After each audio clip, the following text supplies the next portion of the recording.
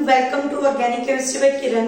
In the last lecture हमने discuss किया था Newman projection formula and sawhorse projection formula and हमने interconversion भी डिस्कस किया था। आज का जो टॉपिक है वो उन दोनों लेक्चर को इंक्लूड करेगा जहां पे हमने डिस्कस किया था वेजडेस, फिशर, न्यूमैन एंड सोहर्स। मतलब हम इस लेक्चर में क्या देखने वाले हैं, जो हमने स्टार्टिंग से वेजडेस, फिशर, न्यूमैन एंड सोहर्स इन सब फॉर्मूला में कैसे इंटर कन्वर्जन किया जाता है वो हम आज इस लेक्चर में डिस्कस करने वाले हैं। तो बहुत इंपॉर्टेंट लेक्चर है, ध्यान से आपको समझना है। मैं आपको एक ट्रिक बताने वाली हूं जहां से आप इजीली एक दूसरे को कन्वर्ट कर सकते हो, फिशर को न्यूमैन में और न्यूमैन को फिशर में कन्वर्ट कर सकते हो। अब आप ये सोच रहे होंगे कि मैम हमें क्यों रिक्वायरमेंट है, हमें क्यों इंटर कन्वर्जन टॉपिक जो है वो पढ़ना पड़ रहा है। बेटा जब एग्जाम में क्वेश्चन आएगा, अच्छे लेवल का जब एग्जाम होगा, क्वेश्चन आएगा, तो आपसे जब इस स्टीरियो आइसोमेरिज्म में अगर आपने ऑलरेडी पढ़ रखा है तो आपको पता होगा, आपको रिलेशन फाइंड आउट करना होता है compound A and compound B में। देन उस केस में आपको क्या दे देते हैं, वो एक स्ट्रक्चर फिशर दे देते हैं, दूसरी स्ट्रक्चर आपको सोहर्स दे देते हैं और बोलते हैं find out the relation in between A and B. तो जब तक आप उनको देखना नहीं समझोगे अच्छे से, तब तक आप उनके बीच में कोई रिलेशन नहीं बता सकते कि वो आइडेंटिकल है, वो एनेंटियोमर है या वो डायस्टेरियोमर है। तो ये जो टॉपिक है ऐसे टाइप के क्वेश्चंस के लिए बहुत ज्यादा इंपॉर्टेंट हो जाता है और लेवल पे भी बहुत अच्छा लेवल जब बनता है तो ये टॉपिक हमें पढ़ना ही पड़ता है। तो वही हम स्टार्ट करने वाले हैं। तो चलो स्टार्ट करते हैं। हम वन बाय वन मतलब यहां से यहां मूव करेंगे। मैं आपको सबसे पहले फिशर से शुरुआत करके बताती हूँ। फिशर से न्यूमैन प्रोजेक्शन फॉर्मूला कैसे बनाया जाता है वो आपको बता रहे हैं, राइट। ध्यान से समझना, ये मैंने कोई भी कंपाउंड का फिशर प्रोजेक्शन ले लिया, ए बी सी, कुछ भी ले सकते हैं हम, D E and F, right. इस फिशर प्रोजेक्शन फॉर्मूला को हमें कन्वर्ट करना है किसमें, न्यूमैन प्रोजेक्शन में। तो याद करो Newman projection, what is the Newman projection. Newman projection एक तो हमने ये वाली फॉर्म देखी थी, this is the eclipse form and this one is the staggered form, right.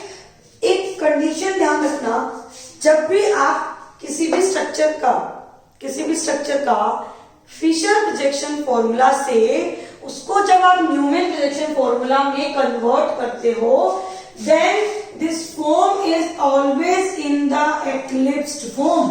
कभी भी स्टैगर्ड फॉर्म में नहीं बनाया जाता, हमेशा वो कौन से फॉर्म में बनता है, एक्लिप्स फॉर्म में बनता है, राइट। अब एक्लिप्स फॉर्म में भी अगर स्टूडेंट देखें हम, तो ये भी एक्लिप्स फॉर्म है और मैं जो अभी बनाने वाली हूं क्या वो भी एक्लिप्स फॉर्म है क्या। ये तो मैंने सॉरी वही बना दिया। अगर मैं ये फ्रंट कार्बन के बॉन्ड और बैक कार्बन के बॉन्ड को एक डायरेक्शन में बोल दूं, then this both structure are in eclipse form, right. ये भी एक्लिप्स है, वो भी एक्लिप्स है। मैं आपको एक फॉर्म से कन्वर्ट करना सिखाऊंगी, बैक से भी बता सकते हैं बट कंफ्यूजन हो जाता है। एक मेथड फॉलो करो, फिर आपका कभी भी डाउट भी नहीं आएगा। तो मैं आपको देखो ऐसे याद रखो, this is the inverse Y, उल्टा वाई बन रहा है, राइट, और ये सीधा वाई है। मैं आपको सिखा रही हूँ इस वाले से, मतलब इसको कैसे देखना बहुत आसान लगेगा आपको। फिशर से डायरेक्ट न्यूमैन कन्वर्जन बताऊंगी। ये सीधे वाले वाई से हम कन्वर्जन करना सिखाते हैं, राइट। तो जब भी आप को क्या करना, क्या होता है, ये फ्रंट कार्बन होता है और पीछे वाला क्या होता है, बैक कार्बन। आपको क्या करना है, जैसे कोई भी कंपाउंड का आपको फिशर दिया होगा, आप ये सोच लो कि आप यहां से आप फिजिक्स में ऐसे बनाते हो ना, तो आपको क्या करना है, आपको यहां बैठना है देखने के लिए, राइट। यहां से इसको ऑब्जर्व करना है। आपका फ्रेम ऑफ रेफरेंस जो है, फिजिक्स यूज हो रही, फ्रेम ऑफ रेफरेंस जो है वो ये वाला होगा, मतलब यहां से मॉलिक्यूल को देखना है। जब आप यहां से मॉलिक्यूल को देखोगे तो आपके सामने फ्रंट कार्बन ये होगा क्या, राइट। ये अगर फ्रंट कार्बन है तो ये आपका बैक कार्बन है। बात समझ आ रही है।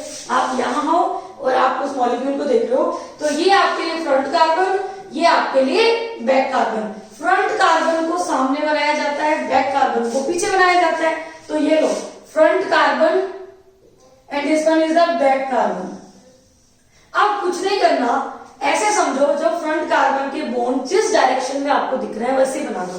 तो कैसे दिख रहे हैं? एफ आपको नीचे दिख रहा है, ई आपको साइड में दिख रहा है, मतलब बिल्कुल आपने हॉरिजॉन्टल नहीं बनाना, उसको थोड़ा एंगल पे ले आओ, जैसे हम बनाते हैं डी एंड ये डी और ये क्या हो गया ई, मतलब ऐसे कर दो, ये फिशर था, इसको ऐसे कर दो तो ये क्या हो गया? न्यूमेन हो गया। तो डी ई एंड एफ। अब आते हैं बैक कार्बन, ये बैक कार्बन पे आपको कैसे करना है? अब ये वर्टिकल मत बना देना, बस ये ध्यान रखना है जब भी फिशर से न्यूमेन बनाया जाएगा then this one is always in the eclipsed form. मैं आपको ट्रिक बता रही हूँ कि कैसे देखना होता है। इसको ऐसे कर दो। अब क्या करना है? अब कुछ देखना नहीं है, बस ये देखो कि डी के जस्ट पीछे कौन है? बी। ई के जस्ट पीछे कौन है? सी। एफ के जस्ट पीछे कौन है? ए। कन्वर्जन हो गया। समझ आया? कुछ नहीं करना, फिशर देखा, उसको ऐसे किया, वाई बनाया, फिर जस्ट देख लो कि उसके पीछे कौन, उसके पीछे कौन, उसके पीछे कौन, बस ये किया, आपने एक्लिप्स फॉर्म का कन्वर्जन कर दिया। क्लियर हुआ? अब कोई हमसे ये बोले कि आप क्या करो, ये मैंने क्या बना दिया? न्यूमैन प्रोजेक्शन फॉर्मूला बना दिया ना,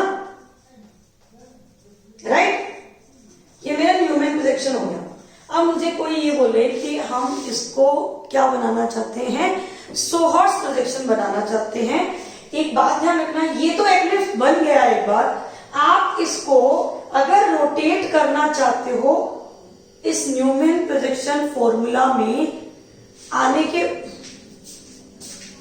न्यूमैन प्रोजेक्शन फॉर्मूला के लिए अगर आप इसको कन्वर्ट करना चाहते हो तो आप कर सकते हो, मतलब आप रोटेट कर सकते हो। अगर किसी, आप फिशर में कभी भी रोटेशन नहीं कर सकते। कोई अगर ये सोच रहा है कि मैम हम इस एक्लिप्स फॉर्म को ऐसे ऐसे आप स्टेगर्ड ले आए तो ले आओ, कोई फर्क नहीं पड़ेगा, वो उसी कंपाउंड का स्ट्रक्चर होगा, कोई फर्क नहीं पड़ेगा। अब पहले आप डायरेक्ट सीख लो, फिर आप रोटेट करके भी सीख लेना। मैं आपको प्रूफ करके भी बताऊंगी कि क्यों वो सिमिलर है, राइट? अब आते हैं यहाँ पे, एक्लिप्स बना, न्यूमैन बन गया, देन अब आपको सोहर्स बनाना है। तो सोहर्स में क्या होता है? This one is the front carbon, this one is the back carbon. तो जैसा दिख रहा है वैसे बनाना है।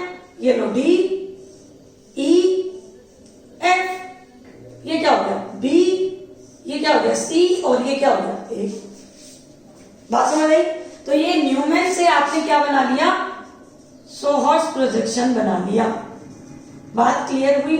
अब कोई हमें पहले वेज डैश भी दे देता तो हम क्या सोहर्स तक पहुंच सकते थे क्या?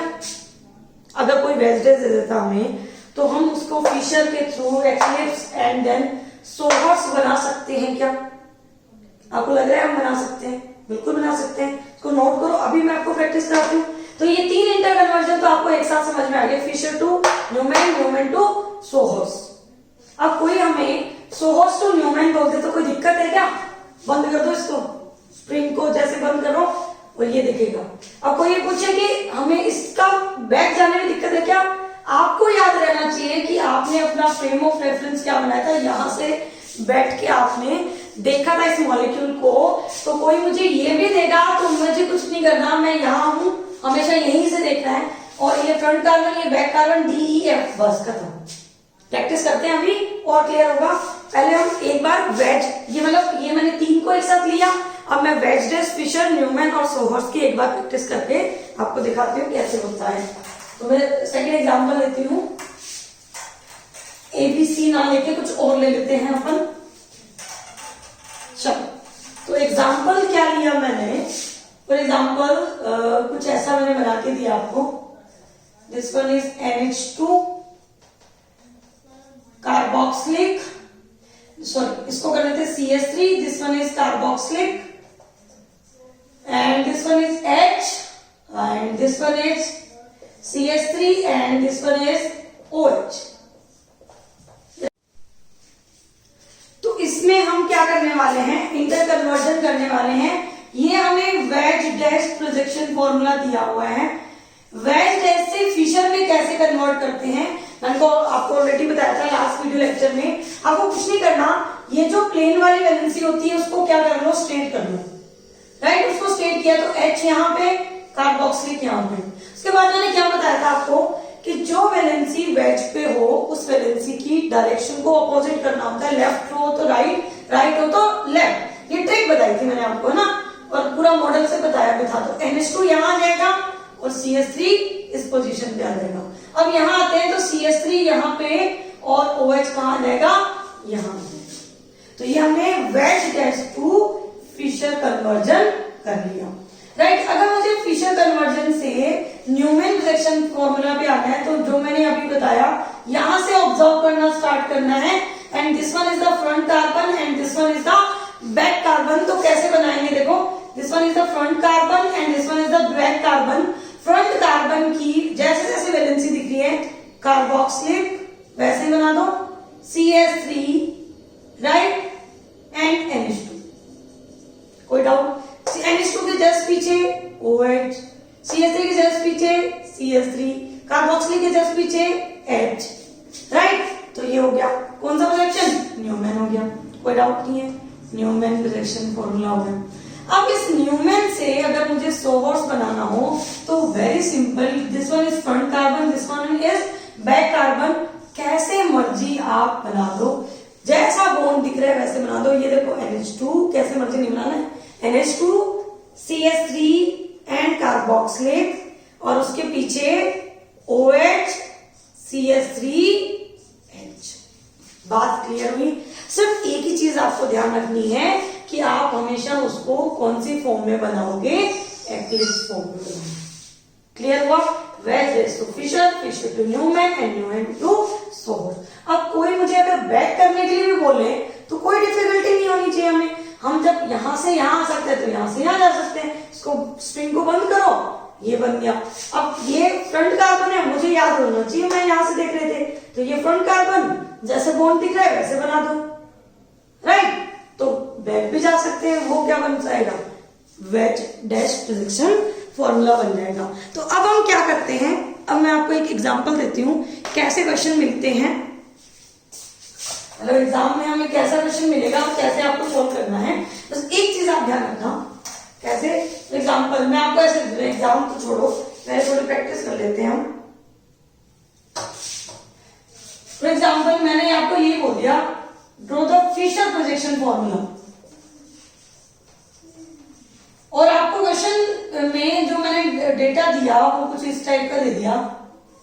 This one is carboxylic at CH3, कुछ भी बना रहे हैं, OH H एंड CH3। तो आप ध्यान से देखो, क्या मैंने जो आपको फॉर्म दी वो स्टैगर्ड फॉर्म है क्या, राइट। कभी भी स्टैगर्ड फॉर्म से डायरेक्ट फिशर नहीं बनाना है, this is the condition, right. तो आपको क्या करना पड़ेगा, उसको स्टैगर्ड फॉर्म में कन्वर्ट करना पड़ेगा। और स्टैगर्ड फॉर्म में कन्वर्ट किया जाता है रोटेशन से। मींस आप चाहे फ्रंट कार्बन को रोटेट करो या बैक कार्बन को रोटेट करो, किसी मर्जी को रोटेट करो, रोटेट करके उसको फिशर बनाने के लिए एक्लिप्स फॉर्म में कन्वर्ट कर लो। किसी भी एंगल से रोटेट कर सकते हैं, किसी भी कार्बन को रोटेट कर सकते हैं, उससे उस मॉलिक्यूल के 3D में कोई भी चेंजेस नहीं मिलेंगे, राइट। मतलब आपको जब मन करे वैसे कर सकते हो। तो मेरा मन कर रहा है मैं इस तरह से एंटी क्लॉकवाइज इसको रोटेट करूं, तो देखो सबसे पहले मतलब आपका सबसे पहले क्वेश्चन मिलते ही ये चेक करना है आपको कि वो एक्लिप्स फॉर्म में है क्या, राइट। अब मैंने ऐसा दिया आपको, ठीक है, आपने इसको एक्लिप्स फॉर्म में बना भी लिया, देखो देखो। बट जो अभी मैंने न्यूमैन प्रोजेक्शन फॉर्मूला बनाया है, अभी जो बनाया ये तो उल्टा वाई है। मैंने तो आपको सिखाया हुआ सीधे वाई से, और मैं सिखा तो तुम्हें उल्टे वाई से भी सकती हूँ, बट बात अलग अलग दो मेथड सीखोगे तो कंफ्यूज हो जाओगे। तो क्यों ना तुम इसमें और रोटेशन कर दो, किसी भी डायरेक्शन में रोटेट कर दो, है ना। अब हम